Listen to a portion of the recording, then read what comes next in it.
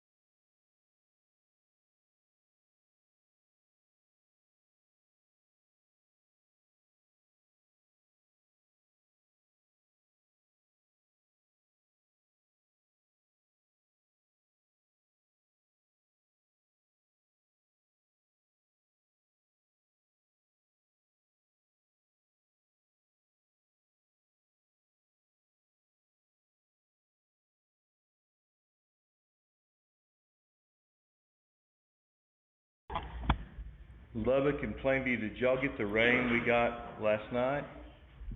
And the lightning and thunder too. Yes. Wow. It was kind of Yes, we dramatic, did. wasn't it? It was something else. It was nice to have. I was worried about watering my plants and I didn't have to, so it was pretty dramatic though. Nice to have, a blessing. I'm going to try to pick up where we were last time. And students, let me say this to everyone. If you did not get a review sheet, you were not here on Thursday, you need to get one. Yes, question?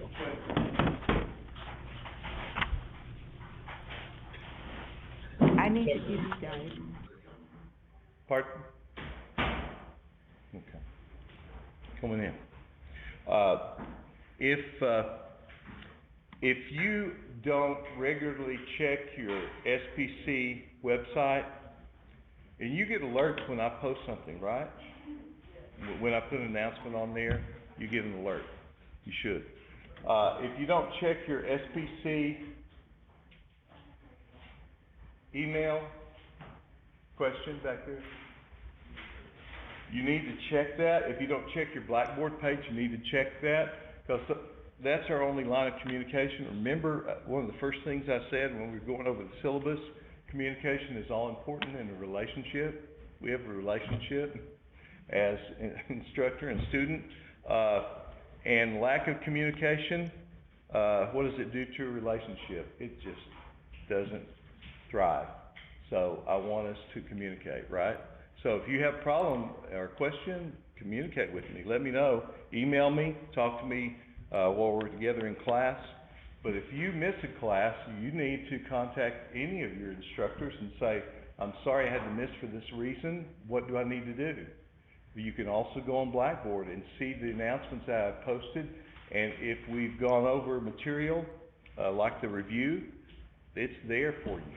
You can access it. But I also do what some instructors don't do. I send you an email. So you get an email from me. Come on in. Did you bring my sandwich? Oh, sorry. Okay. So, if you miss something and you start getting behind, guess who you can blame, okay? So, please, I know you're all mature young ladies and gentlemen, and you will take care of things, okay? I want to say this because this is one of the questions. Let me see if I can switch here, and we'll get where we want to be. There we go. And there we go. Y'all have a question? I'm sorry. One of the things that was if y'all have a question, let me know. Okay. One of the things that was it was a question on one of the tests about the candle standing for something, symbolizing the presence of God. And a few people did this. I didn't count off for it, but the proper word, is this. That means the act of being present. Okay? Some people spelled it like this. And that's fine. I didn't count off for it because it sounds the same, right? But I'm sorry you're not getting presents. And you also don't have French benefits either, so anyway. Yeah, right. Okay. So, enough of that, right? But, yes. You knew that, right? So, we're going to get to where we were the other day and finish this, if I can get my screen to show right. There we go. I want to pick up where we were here with this, and if you're looking at your review sheet that you were given, we're talking about scale and proportion, and this idea of what's called the golden proportion sometimes, or the golden mean, or the golden section, is considered the ideal proportion of one side to the other. And I'm on the back page, if you're looking at that. It's listed there as 1.7, and that's, no it's not. That's my copy, not yours. I have an older copy. Anyway, the golden section or golden mean goes back to the ancient Greeks. The Greeks felt like these things that were in beauty came from God.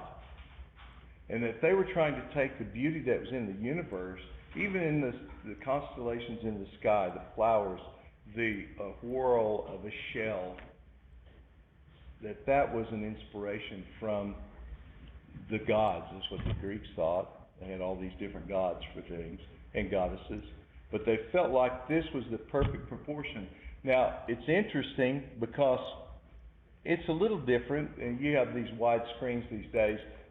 This is pretty much the same as an old viewing screen. We've got a wider screen on my viewer here. The smaller one here is just about the golden mean. But we looked at buildings. They use it in their sculpture. You can see how the spiral is related to that. And how you see how it's even broken down into these small parts. Now, I'm not going to get into the mathematics of that and how they arrived at that. But the floor plan of this building, this is the temple to Athena Parthenos. This is Parthenon. on the Acropolis, the hill there in Athens, Greece. There's a counterpart in America I'll talk to you about later. And you can visit that and see what it was really like, because they tried to recreate it. But this building is built, the floor plan is that same measurement. Each facade, the long side is like a duplication of part of it, but it's using that golden mean. And we even know the guys who designed it, even all these years later. This is 440 BC or so.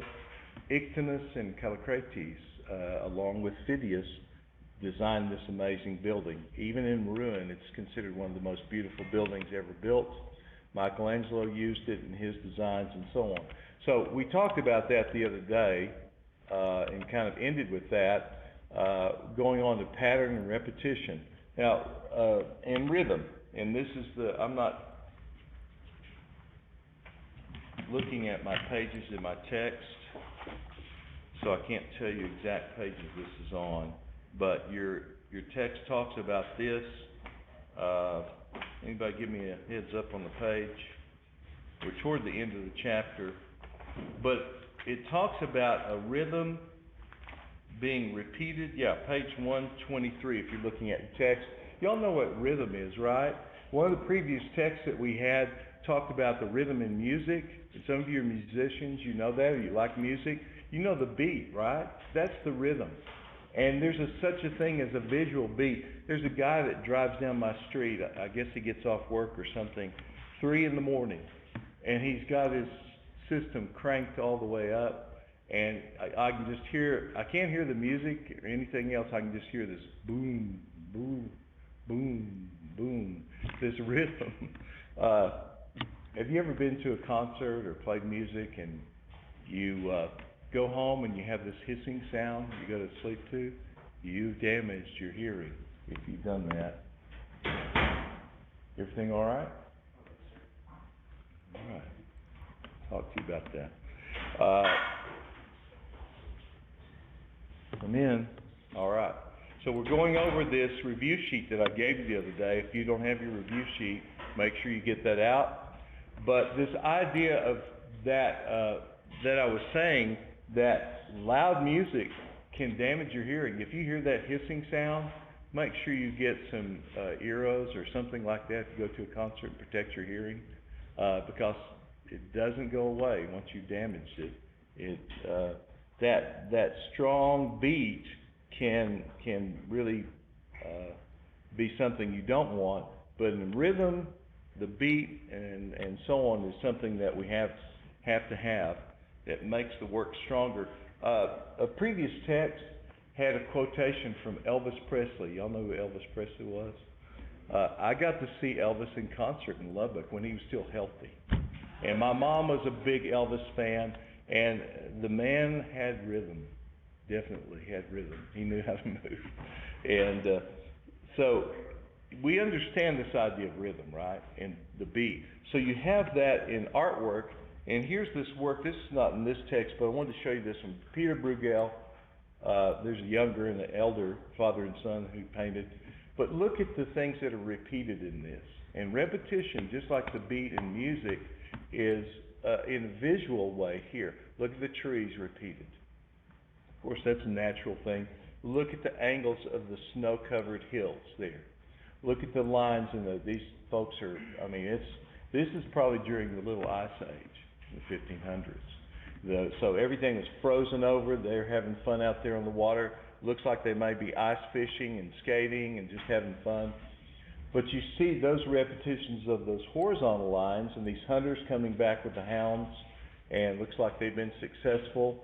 And then you see the angles, the jagged peaks there. That's a repetition of a form, shape. So all those things add to the rhythm and the pattern and the repetition in this. Here's this mosque in Cordova, Spain, and that's not in the text either, is it? It should be. I think it mentions it somewhere. But they have another building. This is a mosque where they lay out their prayer rugs and pray. But you see how much repetition is there and how much rhythm is there to that visually. You see the curves, you see this pattern of the archways and the columns, and it's an amazing space. So you have that kind of rhythm, repetition. This was in the previous text too. We'll talk about Rodin later. This is from a sculpture he did called The Gates of Hell. Some of you have read Dante's Inferno, right? Ugh. It's pretty realistic. Dante was inspired to write that. But, I mean, all those who enter abandon all hope, right?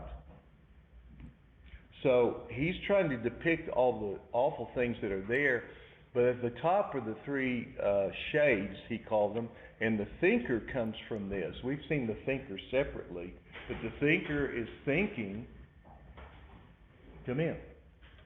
The thinker is thinking, oh no, how did I spend my life? What choice did I make? And here he's at the gates, and these people are in torment with no hope. So Rodin did that, but he took these figures up above and put them, these are bronze cast figures. These are actually the same figures, and you wouldn't think that when you look at them. But he's created a rhythm by repeating the form and just turning it in different directions there. So it's basically the same form. It's changed a little bit, but it's basically the same idea, and that position of the bodies and all is repeated. Now you do have this in your text, and this is on page 125, and it's just an abstract painting, and it's just showing the repetition of color, these angular lines and so on. So it creates this sort of rhythm, visual rhythm, and sometimes you have these curved lines like this in this graphic design for a poster, concert poster for bands in the 1960s. And so you've got this idea of this feeling, this rhythmic feeling that's also repeated there. We've seen this before. I'll talk more about this. When Goya did this, he had witnessed horror in his country. Can you imagine people coming into our towns and from a foreign country and just lining people up and killing them? He saw this. But you can see the rhythm of the lines, these soldiers lined up like this, and this terrible scene. Goya said, I lost my mind. I went insane. And he said, I could not sleep. And when I slept or tried to, I would see monsters. And he had horrible nightmares. And he painted these paintings that really tried to depict his nightmares. But you see the repetition of these owls, creatures, bats, whatever they are, repeated there, that creates that something much more pleasing to see. Rosa Bonheur was in a time when women weren't painters. Look, 1849, and she was highly trained farm girl, and she knew animals. And here, you know, you see these big John Deere tractors or whatever plowing up land around here. This is the way they did it back in the day. Oxen power, right? And the oxen are these huge, they can pull these plows, these huge cattle, and you hook 6 of them up to a plow and you could deep break that land. But you see the rhythm of this and the repetition of different areas where the cattle are, and the farmer and the guys that are helping, they're bringing up the extra oxen just in case one of them needs to be spared. But the rhythm of the land and so on. So you see, it's not always just jumping out at you, but you see that rhythm. And it's important to repeat something. You do have this in your text as well, on page 126. We'll talk about this later because this is a famous bridge in France, southern France. The Romans took over the known world pretty much at that time, and they built these amazing structures that were bridges and aqueducts. They moved water from the mountains to the settlements. They moved, troops could go anywhere they wanted to. They didn't have to worry about if the stream was down. If it was flooded, they could cross it easily. This bridge has been there since the time of Christ, so 2,000 years plus. Pretty amazing. But look at the rhythm they're wanting us to see these archways, which were part of the structure that allowed this to be built in the first place and stand over 2,000 years.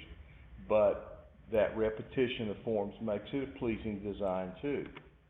Now that it talks about the Taj Mahal and the balance and all the different things that we've looked at. And remember, and I'm going to go back to this because I think I'm kind of at the end here.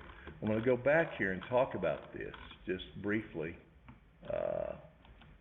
No, my thing's not scrolling like I want it to. Now I've got a funky little mouse wheel here. I'm used to my Mac. Anyway, we'll get there. We talked though at the first of this chapter, there we go, that's what I wanted. We talked about this idea of the visual elements like line and shape and so on. They're the ingredients, they're the parts of the recipe, right? You put them together to make a work of art.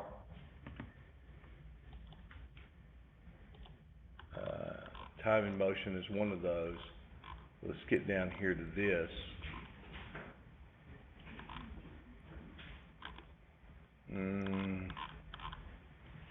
So, those are the ingredients in the recipe.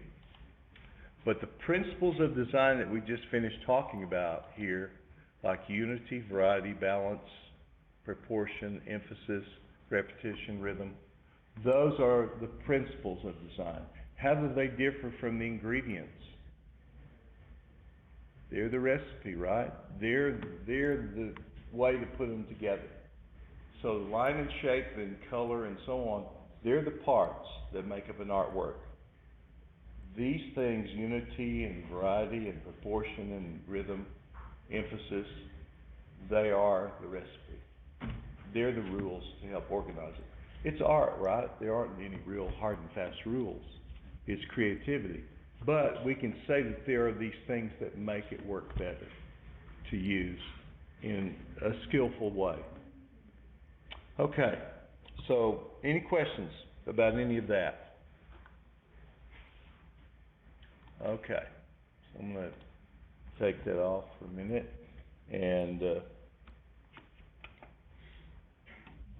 okay.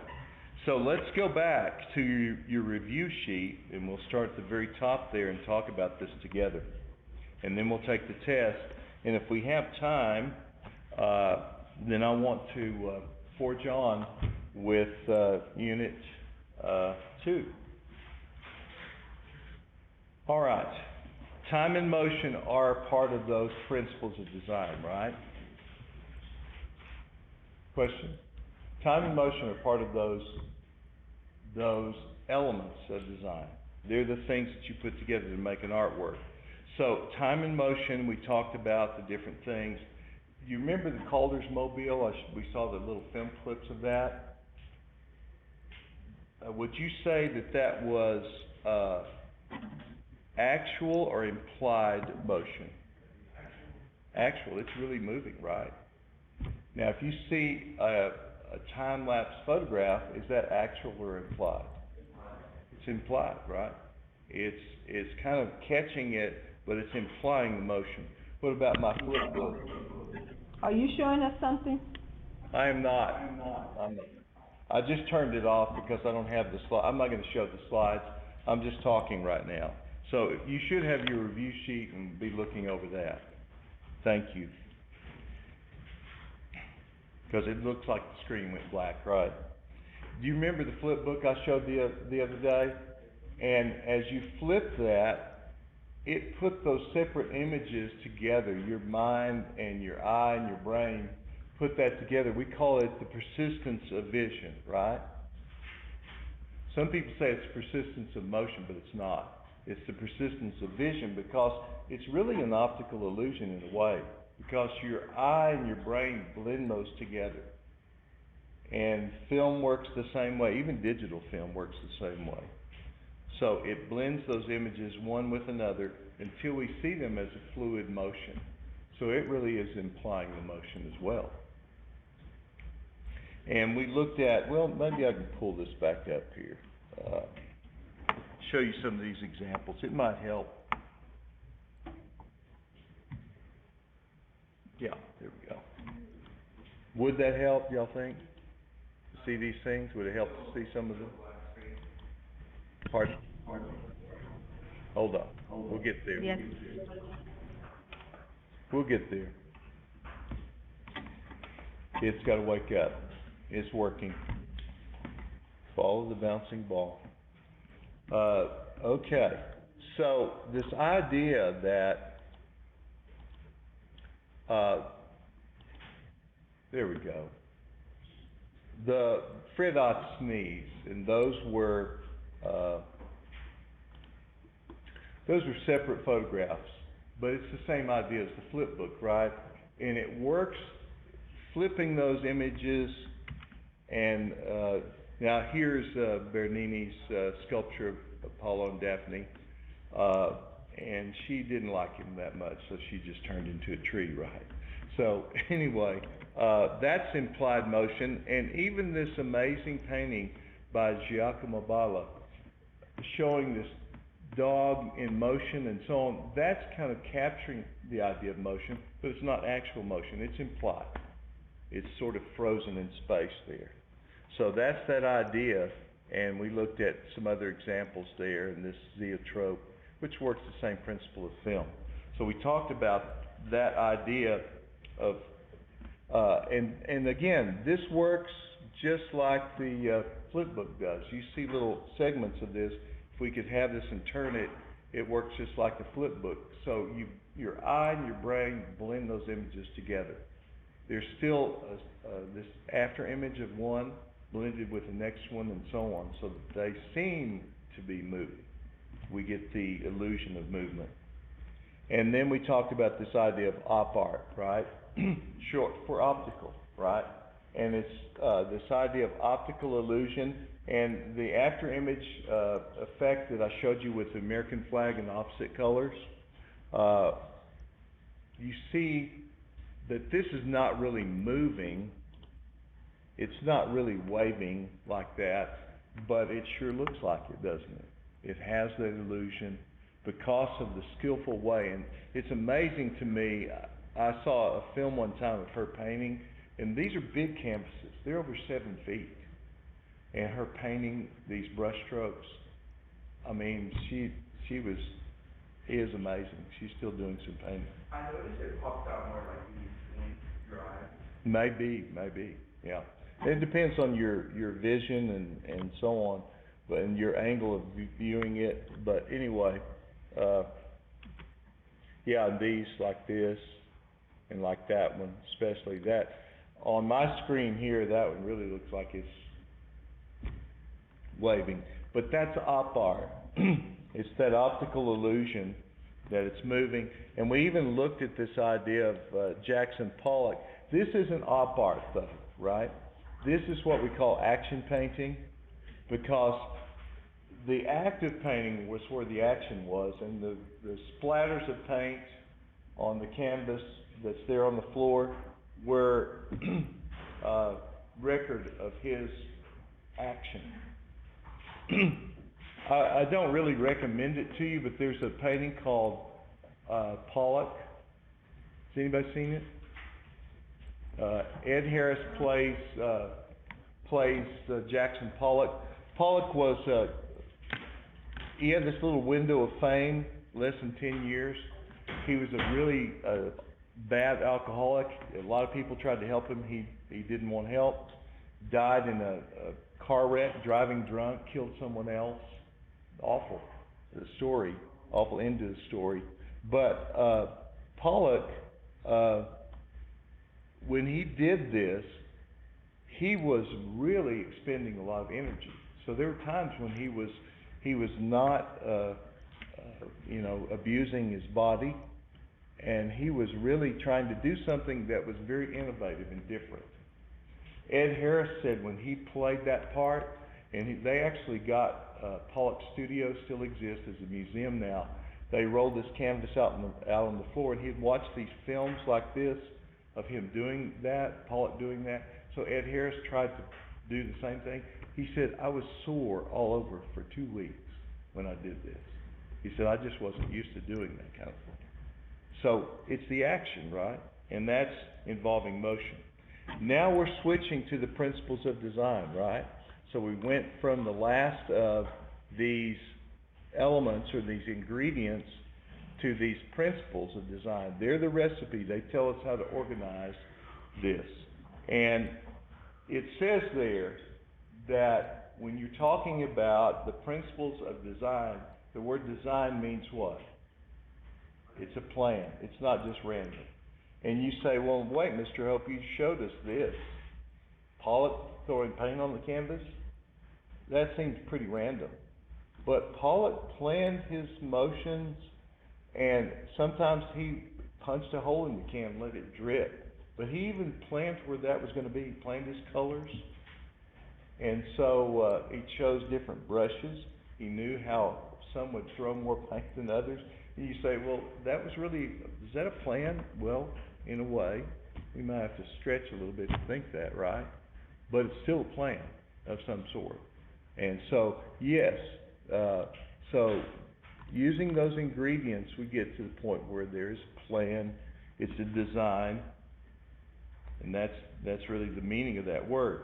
And so these things like unity, variety, balance, let's look at them, and I'm not going to put slides up right now. Let's just look at the sheet. Unity, we know what that means, right? Things are unified. We know what variety means. And there's a balance achieved by a good balance of both of those. And we talked about the idea of balance, that there is a visual balance, just like there's a real balance. You walk on a beam. We used to play a game where we were walking on a curb at my grandparents' house because it was a tall curb, and you know, if you fell off, there's mud in the gutter. So if you got mud on your shoes, you lost, right? So there's that balance. But balance is in artwork too, and you can have heavy works and light works that are in the same canvas, and we looked at some examples of that. We looked at works like this that are perfectly balanced, exactly symmetrical, the same on both sides. And that was very much a part of that plan because it was part of the religion. It had to be perfect. Everything was exactly the same. But we have buildings that, much closer to home where we have that, that shows variety, where we have that kind of symmetry. Our United States Capitol, it's made so that it's an embodiment or the epitome, the outward appearance of unity. Now, there's not a whole lot of unity going on there today, but there is unity, and there should be unity. Yes, there's going to be variety too, but anyway, balance, symmetrical, and we talked about even the human face has variation in it. It's not exactly symmetrical, and if it is, it looks strange. I showed you this picture, cute picture, right? Me and my little sister, and we would play this game of balance. But you have me much taller than her. I'm still a lot bigger than she is. She's still fairly short, but we could balance just like these designs balance, just like these designs balance, because of the placement of the weight. And just like this artwork does here, you have the heavy figure in the dark area and the light on the wall there, and it achieves a certain sort of balance, even though it's not exactly divided down the middle the same on both sides. So it's the appearance and feeling of balance there, and just like Hokusai's great wave offshore at Kanagawa. So you have this giant wave coming in. There's still a balance here. It's not symmetrical, right? It's asymmetrical. So we talked about all those kinds of things, and then we talked about radial balance. You have examples like you had the canteen in your text, this stained glass window in Chartres Cathedral, this Apache. Mescalero Apaches are over, they own the ski mountain, right? And the gambling den there in Ruidoso. But the coil basket is part of their religion, was this sort of balance. It was very much a reflection of their belief in balance in the universe. So, you have radial balance like, round design like that being balanced. We just finished talking about scale and proportion. Scale, remember, is the relative size of something. And we talked about emphasis. My dad used to say this thing. He said, make sure you put the correct emphasis on the right syllable. Emphasis is just that. You emphasize the right thing. Just like the word emphasis. You emphasize the right thing. Well, they have here, emphasis is on the lobster, right? The other things are subordinate to it. They support it. And you have designs like this where something stands out. It's emphasized. There's a focal point in the design. And so we talked about that. Then we talked about scale and different things like monumental scale. Scale really relates to us, right? Our size compared to something else. And yes, it's a spoon and a cherry that's turned into a fountain, but you get an idea of how large it is, maybe, yes, by looking at the dimensions given, but you look at that person on the grass sitting over there. That's a large spoon, right? And the same thing with this work by the same two artists. A matchbook enlarged to monumental proportions, almost 7 stories tall. So that's an idea of scale. And then we just finished talking about proportion and this idea of one thing related to another in giving a pleasing relationship. And you know that we looked at the Parthenon. That's the example of the building that's many times given as the example of perfect proportion. The golden mean, right? The golden proportion. And yeah, I jumped ahead, emphasis and focal point. And then we just most recently talked about this principle of design. Remember, these principles are the recipe. They're the ways to organize those art elements. The principles of pattern and rhythm. Almost started stuttering, which is also a rhythmic thing, right? I had a friend that I grew up with, and he couldn't talk without stuttering. He eventually got over it, but he could sing fluidly, beautiful voice, amazing. But he said there's something about the rhythm of singing and linking those words together like that when I talk, I don't do it. It breaks up the words. I can't help it. Anyway, so that rhythmic idea carrying on to visual art too. Now, questions, anyone, about anything? Yes, sir. What's the difference between proportion and Scale scale? has to do with your size related to the object. Proportion has to do with this relationship of one part to the other. And you could say, well, that sounds like the same thing, but it's usually looking at a design and looking at one part related to the other, not relationship of you to that thing. Does that make sense? It's the parts to the whole. Just like, yeah, we could say this is scale, our size compared to that. But when we look at, I lost it. Here we go. Go down here a little bit more. This is the proportion of one side to the other, one part of the design to the other, not really relating us to that thing. Does that help? That's a good question.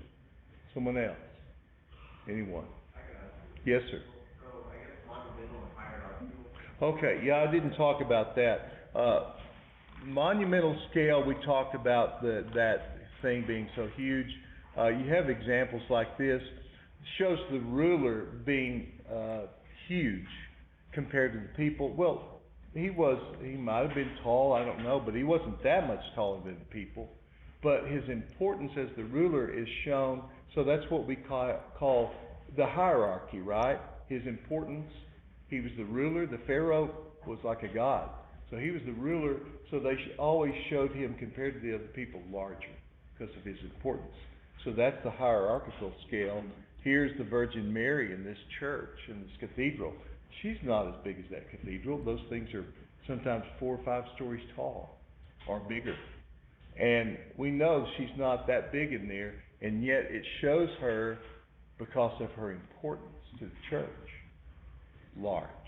So we don't miss seeing her, and her importance in the church is an evident thing. Good question. Hierarchical scale. I'm not going to have that on the test, but it's a good question. Good to understand that. Any other questions, anyone? All right. Appreciate your participation and your questions and your alertness today. Y'all are ready, right? Short. This is the second half, right? Second half of Unit 1 exam. Now, this is the only time I'm going to break these up like this. So, look at your notes last time, any questions you have, and then put your notes away, and we'll give you the Unit 1 Part 2 exam. And sit tight after that, because we'll continue if we have some time. I think we will.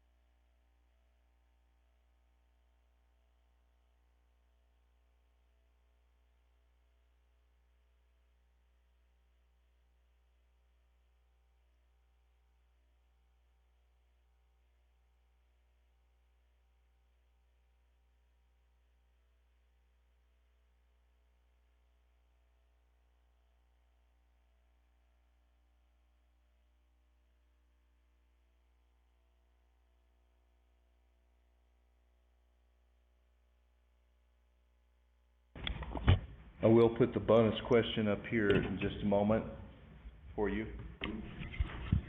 Is that question number 10? Because there I'm is sorry? no 7. I said there is no 7, so. You're right. You're right. That was a mistake. So y'all do get another bonus, right?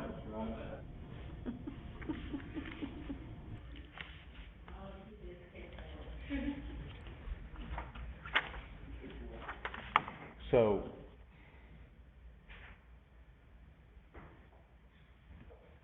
here is the bonus question.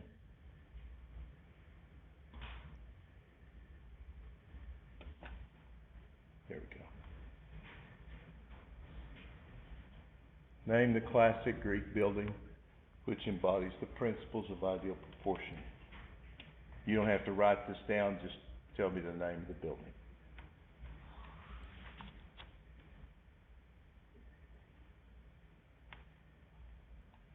You can do that at the bottom.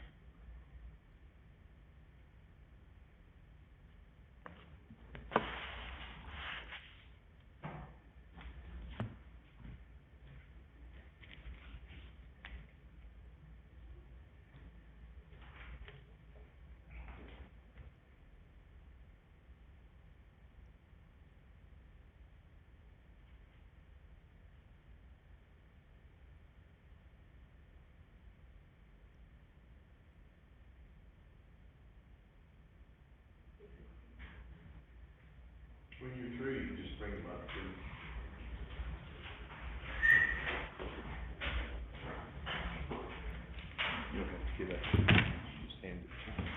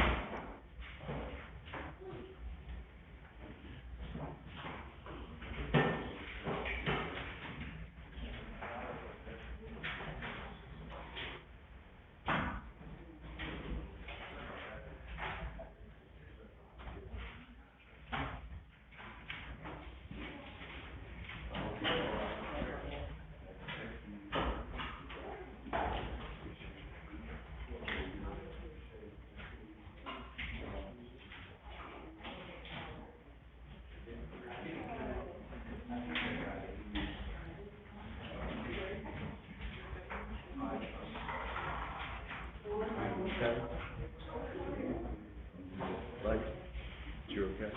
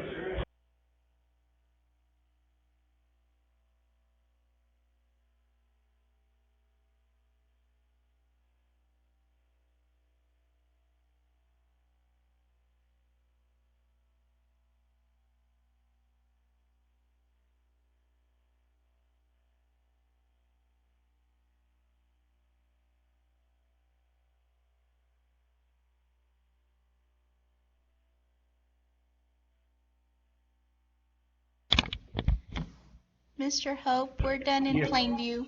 Thank you so much, Judy. Mhm.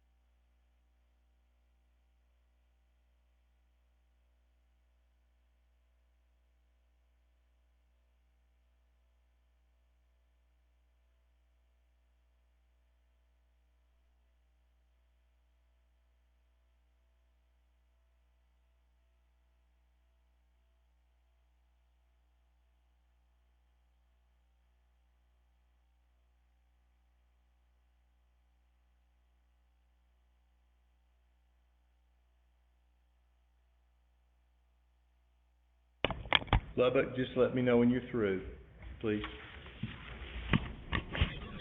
We're through. Thank you so much. You're welcome. Pardon? Okay, You're thank you. welcome.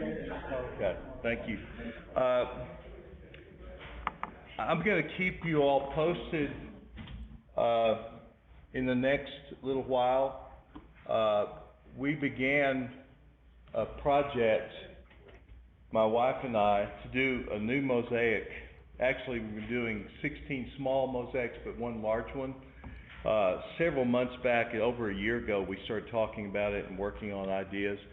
But yesterday, the Quick Lane business that's here in town across from United on College Avenue has a little space on the wall that faces east that is 6 by 12 feet.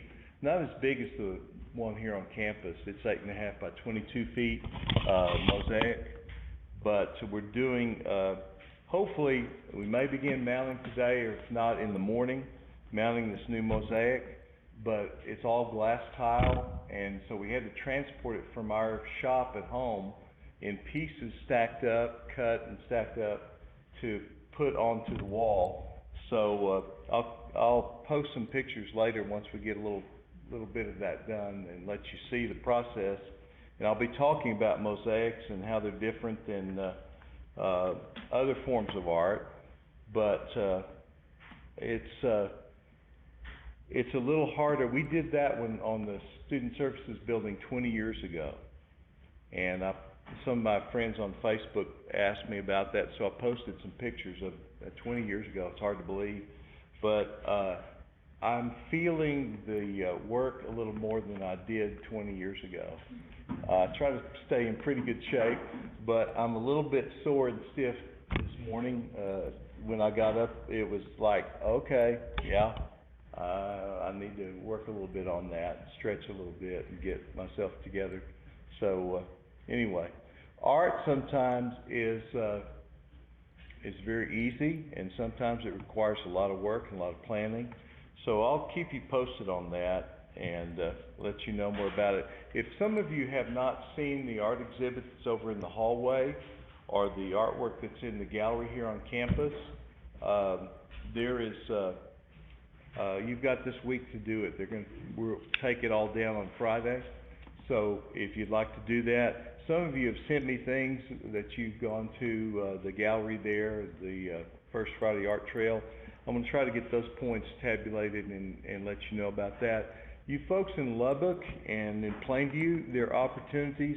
I think they finally opened the Abraham Gallery up on the Wayland campus again, but I don't have any information about the show that's there now.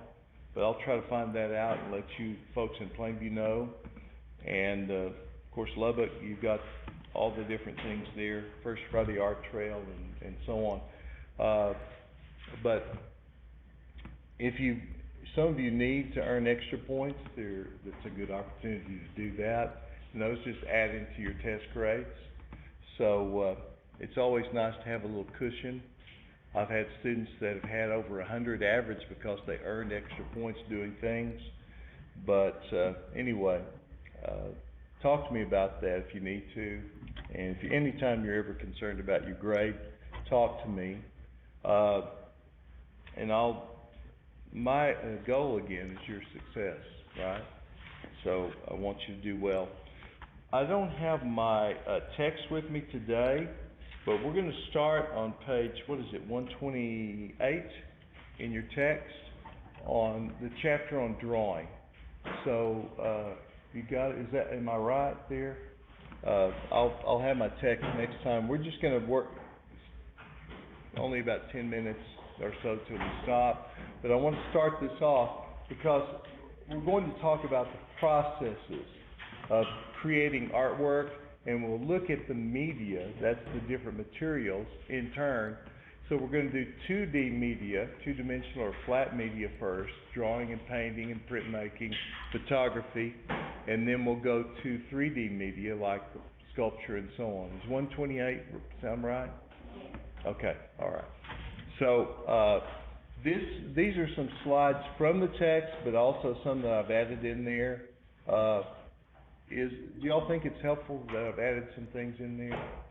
Is it, I don't know. I think they're good images that have helped me and things I've taught. Now this is a drawing, and the chapter number is wrong, but you get the idea. This is a drawing. Here's another view of it. This is a drawing of water. Can you imagine drawing the movement of water? You're right. It's not this is a drawing of water. That was the SPC logo. This is a drawing of water, right? I sat in the middle of the stream in the North Llano River one time when I was doing painting class down at Junction when Tech had art classes there. And I did some paintings of the water, some watercolor paintings. I did some drawings. It's almost impossible to capture water, but you can make an attempt at it. And here's the master. I mean, the Leonardo, the Ninja Turtle, right? Leonardo da Vinci, the master, Leonardo, drawing this water in movement And to think of what they call it, the dynamics, the fluid dynamics of water, that's what and he would do these secret things. He could write left or right-handed. He would do these backward things. They finally figured out they could hold a mirror up to his notebooks and read them. A lot of them were found after he was dead. Some of those pages came to Texas Tech Museum one time, and it was just amazing to think that even with these little spots on it, ink spots and fingerprints and things, this was in Leonardo's notebook. He just did these as sketches for himself and to try to understand how water moved. But think about this as a drawing in ink. And so every line here was done and then showing water pouring out of this opening there into a pool of water, and how the water came around and churned up in different directions of it. So drawing in different media is one of the most basic things, most basic two-dimensional art media. Here's his drawing for a wing of a flying machine.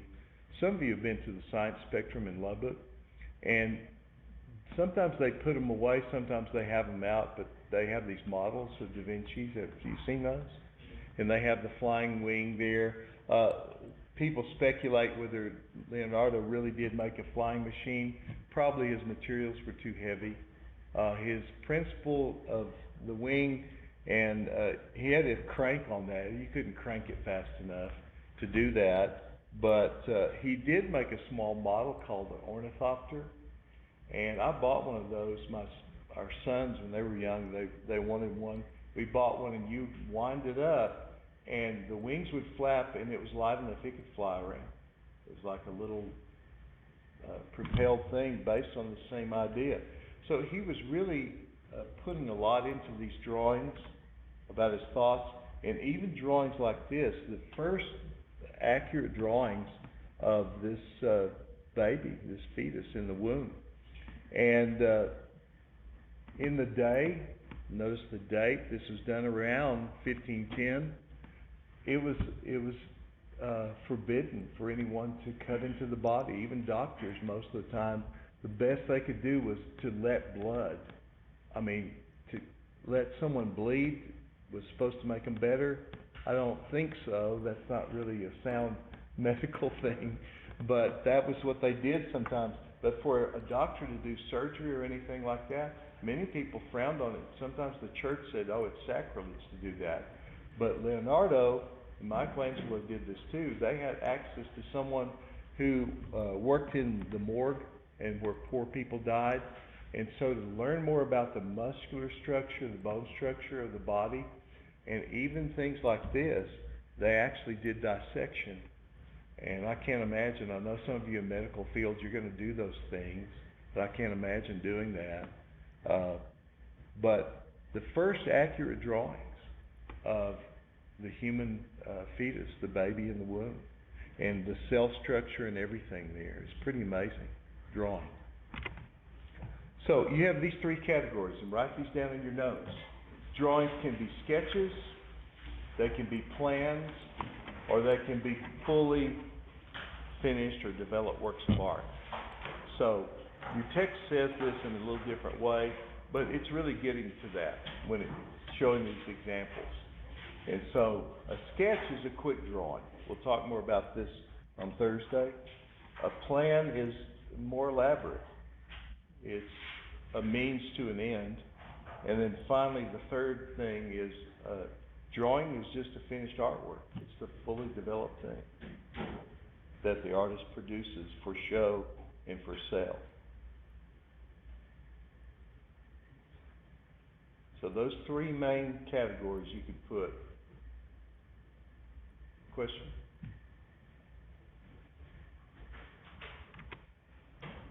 Now your text has this, figure 5.11, A and B. The artist Christo, if you're famous enough, you can be known by one name, right? Christo. But Christo, who died just a couple of years ago, he did these huge plans for things that some of them were actually constructed. And this was using these floating piers linked together and then covered with this yellow fabric. And this was, I like to work fairly large with my artwork, and these mosaics are large, not this large, almost 2 miles long. This dot. Pardon me. So, he drew it out on a piece of paper and made the sketch as a planning drawing. It's a preparatory or preparation drawing. So it's a plan for something that was so large, it's hard to even imagine that these people are out walking on this photograph. So, and these things are temporary. They'd be put up for a week or a matter of a couple of months, then all taken down. Chris, though, made his money by getting sponsorship to do this, but he also sold his preparatory drawings and prints he made, and so on. So people think it's, and especially now that he's passed away, he and his wife, who was known as Jean-Claude. Now this is a finished work of art, so it's not a plan or not a study. Da Vinci's water studies, the anatomy drawings, those are more of studies, sketches. This is a finished work of art. The pastel drawing, Rosalba Carriera, this Louis XV as a young man. Yeah, that's Louis XV, a young man. It's quite a hairstyle, right? But that was pretty much 1721, that was the style. But using chalk pastels. So I'm going to bring some materials next time and talk about the different art materials. A lot of you have drawn with pencil. Some of you have drawn with other things. But I want to talk about a lot of the different other art materials, and we'll look at those. Your text gets into this about Guernica. I won't start that until next time, so we'll talk about the Spanish town of Guernica and Picasso's work. I'll have these graded for you next time, and we'll forge on with Unit 2. All right, y'all take care.